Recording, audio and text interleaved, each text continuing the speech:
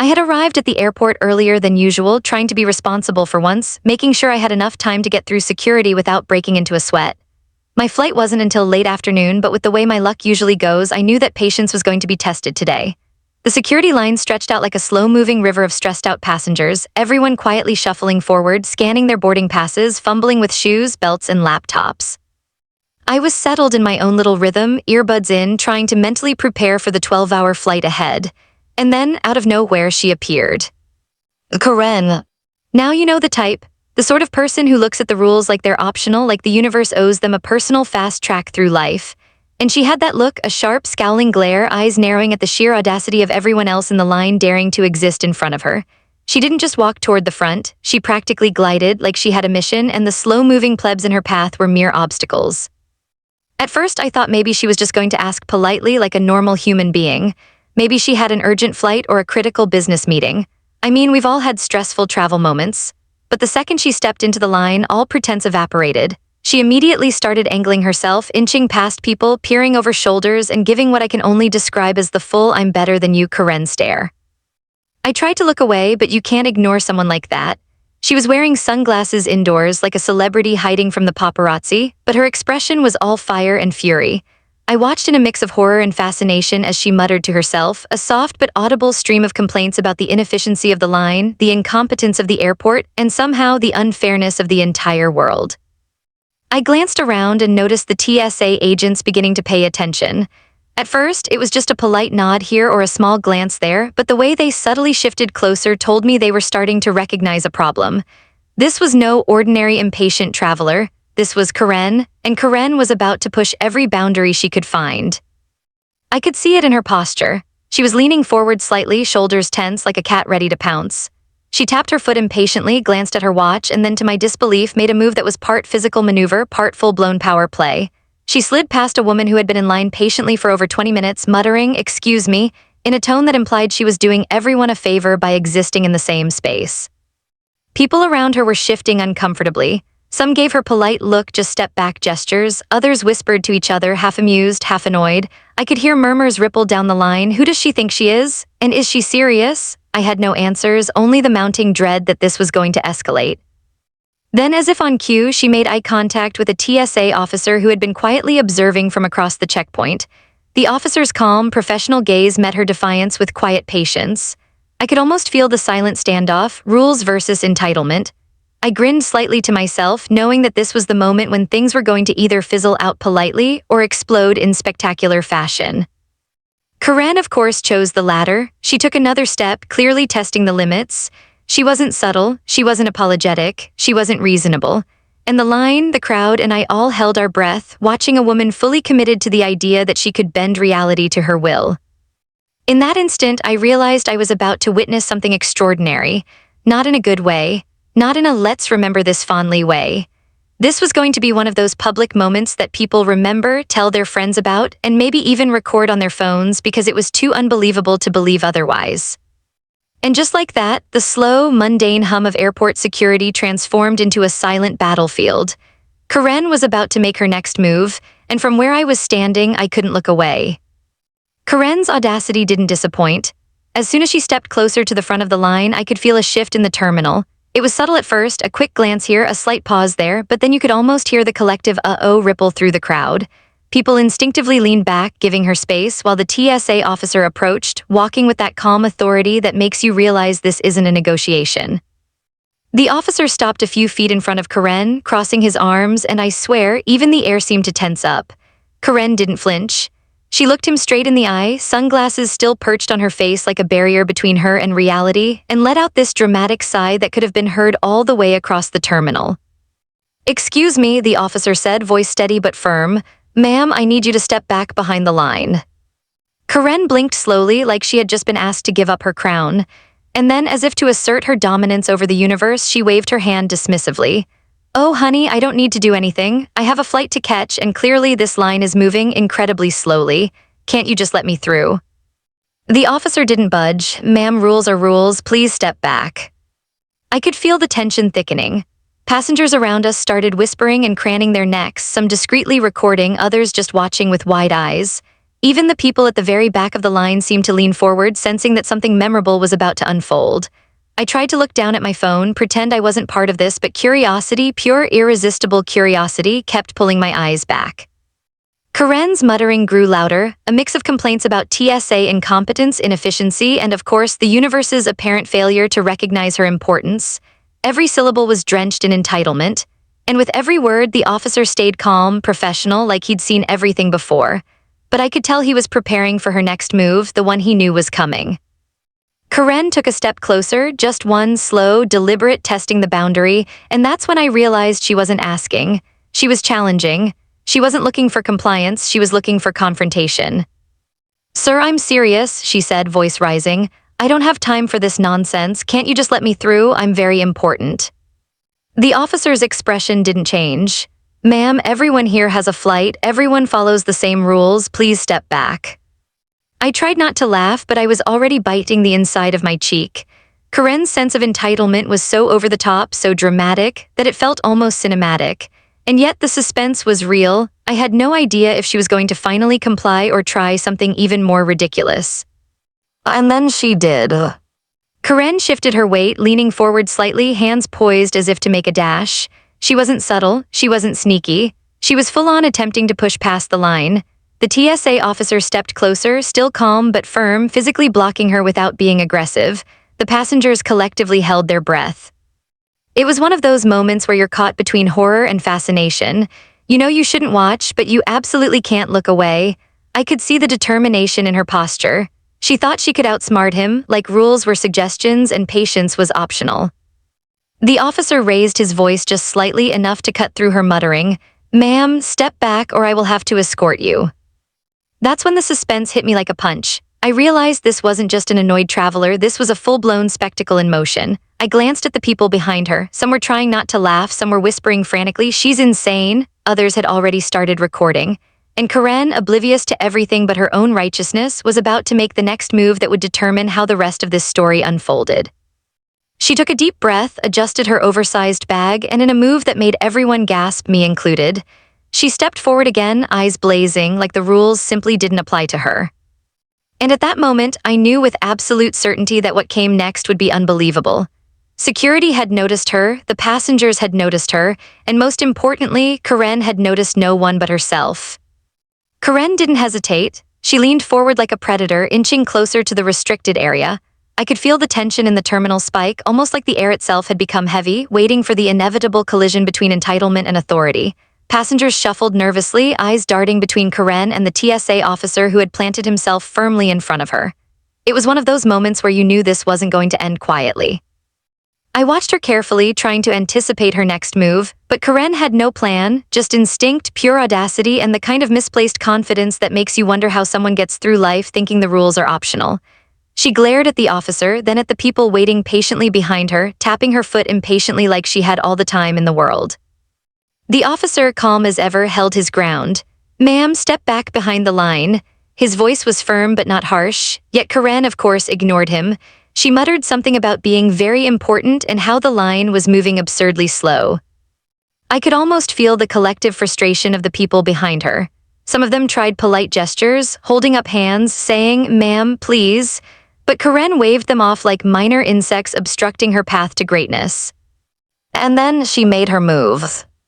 Karen began trying to weave around the people in line. Small steps at first, careful not to knock anyone over, but it was clear that she thought she could be clever. She was testing boundaries, seeing if she could slip through unnoticed, a magician in sunglasses attempting an impossible trick. The TSA officer didn't flinch. He mirrored her movements, subtly guiding her back without raising his voice. I couldn't help but notice the looks around me. Phones were discreetly raised, whispers spreading like wildfire. "Is she serious? She can't be serious." Wow, some people were smirking, some shaking their heads, all of us caught in a mix of disbelief and anticipation. Karen's frustration grew. Her muttering got louder, her gestures more exaggerated. She began packing slightly, her oversized handbag swinging like a pendulum of entitlement. She waved her hands, gesturing at nothing in particular, like the rules themselves were conspiring against her. I felt a twinge of suspense I hadn't expected. Would she finally step back and comply, or was she about to throw herself headfirst into a disaster? Every nerve in my body was tense, my curiosity battling my instinct to look away. And then she did it. She stepped forward again, this time deliberately trying to squeeze past the line. She wasn't subtle, she was bold, dramatic, almost theatrical. The TSA officer immediately intercepted her, placing a steady hand in front of her chest. Calm, professional, unmoving. "Ma'am, please step back now." Karen's eyes widened, but only slightly. Her lips pressed into a tight line, and she tilted her head like she was considering her options. And then she spoke louder, more insistently. "I don't have time for this nonsense. You don't understand how important this is. Can't you just—" "Ma'am," the officer interrupted, voice steady, unwavering. "Everyone here has a flight. Rules are rules." I could feel my heart rate climb. Every inch of Karen's body screamed that she wasn't going to comply voluntarily. This was a standoff, pure and simple, and the suspense wasn't just mine, the entire terminal was alive with it. People leaned forward, a murmur traveling through the crowd, their curiosity piqued, their collective eyes glued to the scene. Karen's face flushed with a mix of anger and disbelief. She gestured wildly, tried to peer past the officer, like sheer willpower might allow her to bend reality. I watched, fascinated and horrified, as she made the choice to test boundaries further. The officer shifted slightly, blocking her path more firmly, while keeping a professional calm that only made Karen's frustration worse. Passengers around me exchanged glances. Everyone knew what was coming next was going to escalate. How could it not? Karen had now committed fully to her delusion that the rules didn't apply. And in that moment, I realized something. The next move wasn't just going to be dramatic, it was going to be a spectacle. Karen was about to cross the line, literally and figuratively, and the entire terminal would bear witness. I could feel the tension in the terminal crackle like static electricity. Karen was leaning forward now, one foot hovering dangerously close to the restricted area. It was the kind of moment where you know something is about to go spectacularly wrong and you can't look away even if you tried. Everyone in line was frozen, whispering quietly or holding their phones up as if they were witnessing history, or at least viral content in the making. Karen's expression was a mix of determination and disbelief, as if the universe had personally offended her by forcing her to wait. She took a step forward, testing the barrier between the line and the restricted zone. The TSA officer, calm as ever, immediately moved in front of her, arms out slightly to prevent her from crossing. "Ma'am," he said, steady and professional, "please step back behind the line." Karen blinked slowly, like she was reconsidering her life choices. Then she shrugged, as if rules were merely suggestions, and whispered, or maybe hissed under her breath, "This is ridiculous. I don't have time for this." And that's when it happened. Karen tried to squeeze past him, not subtly, not carefully. She shoved forward like she had a right to exist in the restricted zone, swinging her oversized handbag like a weapon of entitlement. The officer blocked her gently but firmly, and I swear the way he held his ground, it was like watching a human dam holding back a flood of chaos. Passengers behind me murmured nervously, some shaking their heads, some whispering encouragement to the officer, "Don't let her through." Others were already recording, knowing this was going to be a story worth sharing. I felt a mixture of disbelief, fear, and yes, amusement. Watching Karen try to manipulate the system was like seeing a toddler attempt to negotiate world peace. Karen's muttering escalated, growing louder, more dramatic, her words bouncing off the walls of the terminal. "I have meetings, important meetings. Can't you see I'm late? Do you have any idea who I am?" The officer didn't flinch. He remained calm, professional, the picture of authority in a sea of chaos. But I could sense the mental chess game unfolding. He knew she was testing him, seeing if she could bully her way through. And Karen, for her part, thought she was clever. She believed she could outsmart someone trained to deal with every kind of entitled behavior imaginable. I watched the line around us tense. People shifted uncomfortably, craning their necks to see if she was going to get away with it. Some passengers whispered to each other, "She can't seriously be doing this," and "Oh my God, is that really happening?" The suspense was unbearable. I could feel my own heartbeat echoing in my chest. Karen, apparently unsatisfied with gentle verbal cues, tried to make a dash. She leaned forward as if sheer force of will could bend reality. The officer raised his hand firmly, stopping her in her tracks. "Ma'am, if you step forward again, I will have to escort you." Her eyes widened slightly, but she wasn't done. Her gaze darted to the passengers as if she expected them to rally to her cause, and then back to the officer, full of defiance. I noticed how her body tensed, her fingers gripping the straps of her handbag like she was preparing for battle. And then she froze. For a moment, it was almost cinematic, the terminal holding its breath, waiting for the inevitable. Everyone watching knew, Karen had finally realized that rules were not suggestions and the officer was not going to budge. Her frustration was palpable. She began packing slightly, muttering to herself, flinging her arms in dramatic gestures. I could hear the faint buzz of cameras clicking around her, the whispers of other passengers adding to the tension. She was trapped, literally and metaphorically, by the authority she had chosen to challenge. And yet, even as she paused, I could sense her next move building. You could feel it in the way she shifted her weight, like a storm coiling, ready to strike. She wasn't done, not yet. And that's when I realized this was far from over. Karen's next move would be the one that made this a story for the ages. Karen had pushed the boundaries as far as she could, or so I thought. She was frozen for a brief moment, eyeing the restricted area like a predator sizing up its next move.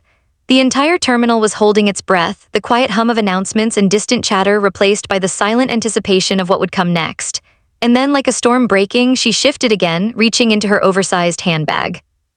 I leaned forward slightly, my curiosity warring with the instinct to look away. This was the moment where everything could spiral out of control. What was she pulling out? Another boarding pass, snacks, a small army? Her fingers fumbled inside the bag and she finally produced an item, a prohibited yet harmless object. Something small but completely illegal to carry through security, like a water bottle, oversized scissors, or some other ridiculous contraband. The TSA officer's expression remained calm, professional, but you could feel the shift in energy. He now had justification to fully enforce the rules, and Karen, bless her heart, didn't realize the trap she had walked into. "Ma'am," the officer said, voice steady but with an edge of finality, "this item cannot go through security. I'll need you to surrender it." Karen's eyes widened in disbelief. Her lips parted, ready to launch into a tirade, but nothing came out. She stared at the officer like he had just insulted her very existence. "What, this? This is ridiculous. I need this. Can't you just let it slide this one time?" I couldn't help but suppress a laugh. The scene was absurd. Karen standing in the middle of the terminal, muttering about the injustices of the world while TSA calmly held her accountable. I glanced around. Other passengers were stifling giggles, some shaking their heads, some discreetly filming, capturing what was quickly becoming a legendary meltdown. She protested loudly and dramatically. "I can't believe this. I have important meetings, flights to catch. You can't do this to me." Her hands flailed, her oversized bag swinging like a pendulum of indignation. The officer remained unwavering. "Ma'am, I understand you're frustrated, but rules are rules. You'll need to either surrender the item or step back behind the line." Karen's breathing grew rapid. I could see the panic starting to creep in. She looked around, hopping for some silent ally in the crowd, some person who would vouch for her importance, and I think that's when she realized there was no one. No one was coming to rescue her from the consequences of her own choices. Her muttering escalated, bordering on a full-blown meltdown. Each word was punctuated by dramatic gestures, like she was performing for an audience she hadn't realized she already had. People whispered, chuckled quietly, or exchanged glances that said, "You're witnessing something special here." I could feel the suspense building with every second. What was she going to do next? Karen looked back at the line, seeing the judgmental eyes of the passengers she had tried to leapfrog. And then finally, she tried one more audacious move. She attempted to push forward again, thinking she could somehow slip past the officer. Perhaps hopping sheer force of personality would bend the rules. But the officer was ready. He stepped forward, arms out, blocking her path completely. "Ma'am, this is your final warning. Step back." Karen froze, her mouth opening and closing like she was trying to form words, but none of them made sense. Her shoulders slumped slightly as the reality of the situation began to dawn on her. For a moment, the terminal was silent, everyone watching this dance of entitlement versus authority. And I knew, the next act would be the one that made this entire episode unforgettable. She shifted, one foot nervously tapping, and then with a resigned huff, she made a small, almost imperceptible step backward. But it was clear she was plotting something else. I could see it in her eyes, the fire still burning, the frustration still simmering. She hadn't surrendered completely, not yet.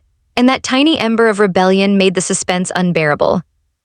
Passengers were leaning forward now, some whispering, others holding their phones, anticipating her next dramatic move. Even I, standing there quietly, couldn't predict exactly how this was going to end. Karen's next move could be explosive or hilariously disastrous. Either way, it would be impossible to forget. Karen's frustration had reached a boiling point. The subtle shifts, the sighs, the muttering under her breath, they were gone. In their place was full-blown theatrical meltdown mode. I could see it in her eyes, in the way her shoulders tensed and her hands waved wildly in the air like she was performing some personal opera of outrage. The entire terminal was now a stage, and Karen was the star. I tried to look down at my phone, pretend I wasn't watching, but curiosity, and let's be honest, disbelief kept pulling my gaze back. People around me were leaning forward, some whispering to each other, some holding up their phones discreetly. The suspense was unbearable. Would she finally comply, or would she push the limits even further? "Are you serious right now?" Karen yelled, her voice cutting through the low hum of the terminal. "You can't just take my stuff, I have a flight, this is ridiculous." Her oversized bag swung wildly as she gestured, knocking into her own arm in the chaos. I felt a mix of horror and amusement, like watching a slow-motion train wreck. The TSA officer remained calm, professional, unwavering. "Ma'am, rules are rules, you need to comply. Please step back behind the line and surrender the prohibited item." Karen's face twisted in disbelief. "Rules? I don't follow your rules. Do you know who I am? I have places to be, people to meet, meetings." Her voice cracked slightly, a hint that her dramatic show was starting to tip over into real panic. She spun slightly, looking for support from the other passengers, as if she expected them to rally behind her. But everyone had already tuned into her performance, some whispering, others filming, some shaking their heads in disbelief. No allies appeared, she was on her own. And then, in a move that made my heart race, Karen tried one last desperate dash forward. She leaned, shoved slightly, as if sheer determination could bypass TSA authority. I swear you could feel the terminal holding its collective breath. The officer calmly stepped in front of her, blocking her path completely, arms out, eyes steady. "Ma'am," he said, voice firm now, "this is your final warning, step back." Karen froze mid-step. For a moment, the entire terminal seemed to pause with her. You could hear the slight rustle of papers, the low hum of conversation, the quiet click of a camera snapping from somewhere in the crowd. I could feel my own pulse racing. She was caught in the perfect storm of entitlement meeting authority, and I knew that one wrong move now could escalate things even further. Her breathing grew heavy. She waved her arms, muttering a mix of complaints, threats, and disbelief. "This is outrageous. You can't do this. I pay taxes. I work hard. I deserve to get through." Passengers started whispering and chuckling quietly, unable to contain their amusement. Some shook their heads, incredulous, while others held their phones, ready to immortalize this meltdown. I felt a strange mix of tension and humor, like watching someone desperately cling to control while it completely slipped from their grasp. Karen's eyes darted back and forth, sizing up everyone around her. She seemed to be searching for a loophole, a weakness, a crack in the system she could exploit, but there was none. The officer's calm authority held unshakable, and the suspense grew. What would Karen do next? Would she finally relent, or would she make an even more ridiculous move, risking humiliation in front of the entire terminal? I could sense the energy in the room shift. Passengers leaned forward, some whispering nervously, others smiling quietly. You could almost hear the anticipation building. Every second felt stretched, suspenseful, as if the moment could explode at any instant. Karen took a deep breath, her posture stiff, her hands still flailing slightly. She seemed to realize finally that her options were limited, but the fire in her eyes told me she wasn't done, not yet. There was one last desperate move coming. I could feel it in my bones, and it was going to be dramatic, theatrical, and unforgettable.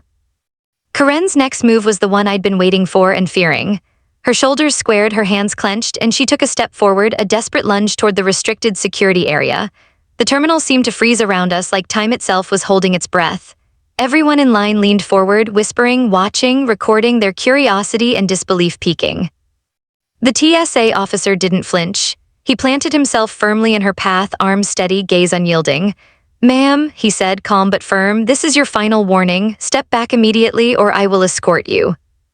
Karen's eyes widened, and for a fleeting second I thought she might comply. But no, her pride, her fury, and her absolute belief that the world owed her a shortcut kept her rooted in defiance.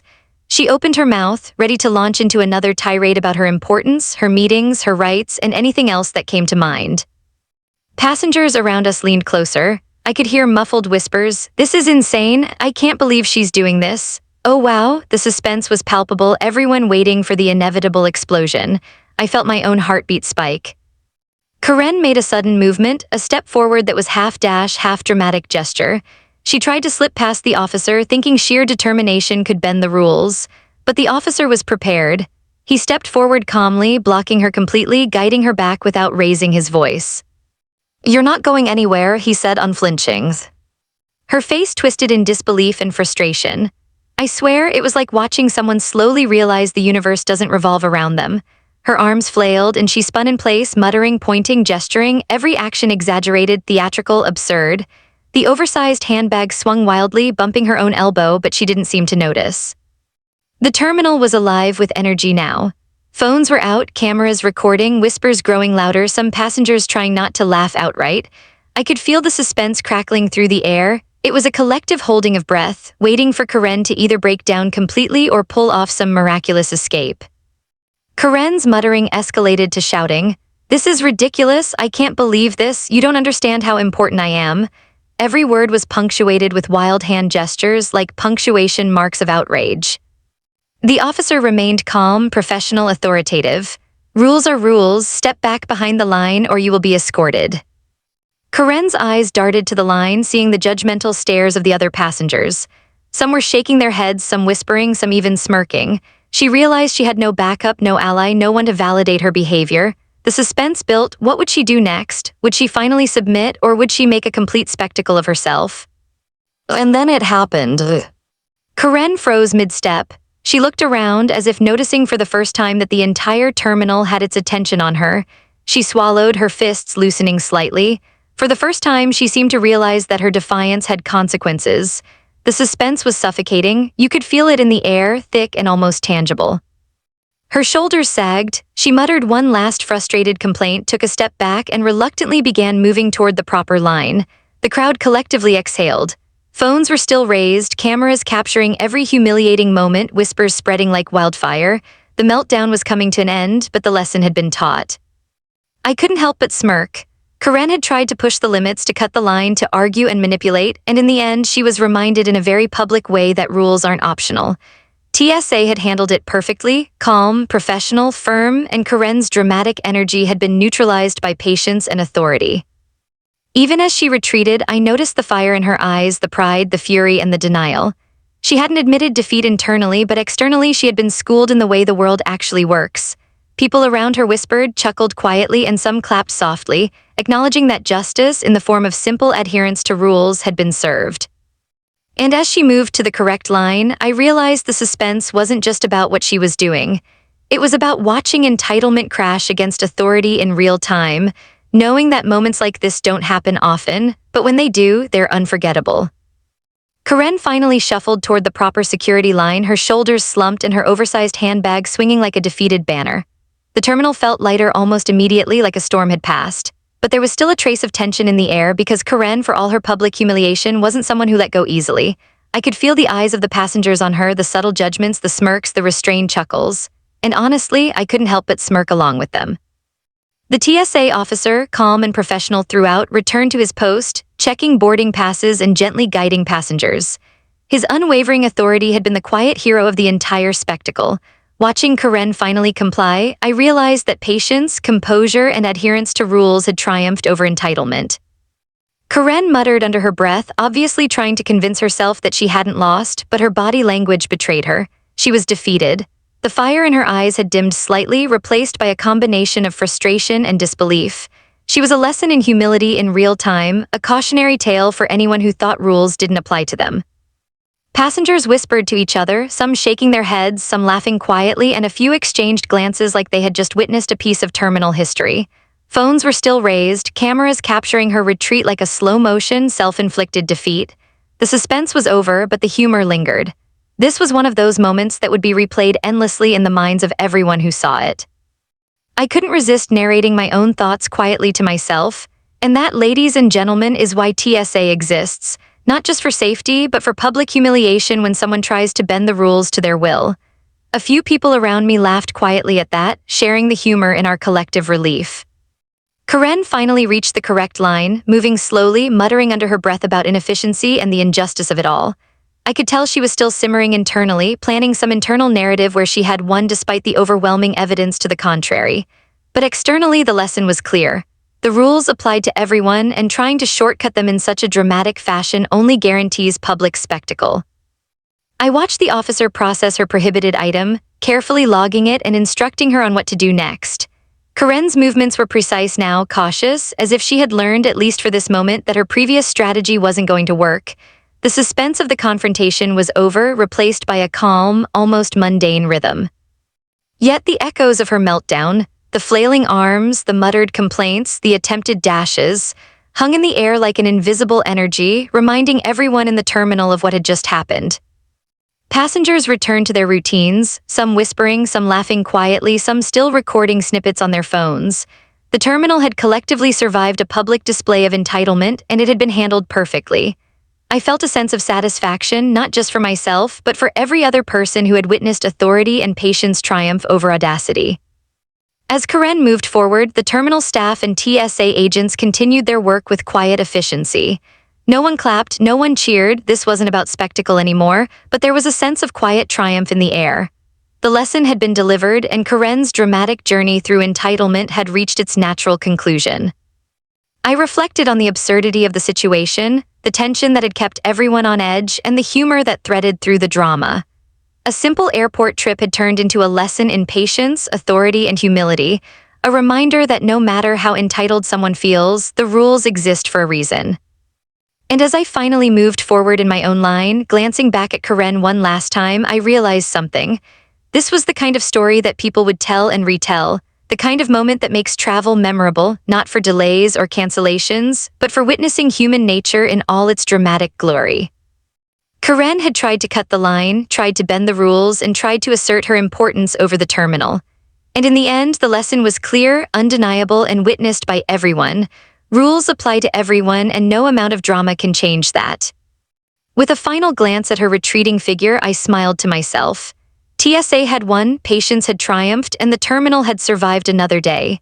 The chaos was over, the humor lingered, and the lesson would be remembered by everyone who had seen Karen learn, the hard way, that some lines can't be cut. Every HOA has a story on HOA Headaches. You'll hear the ones they tried to bury. Subscribe today.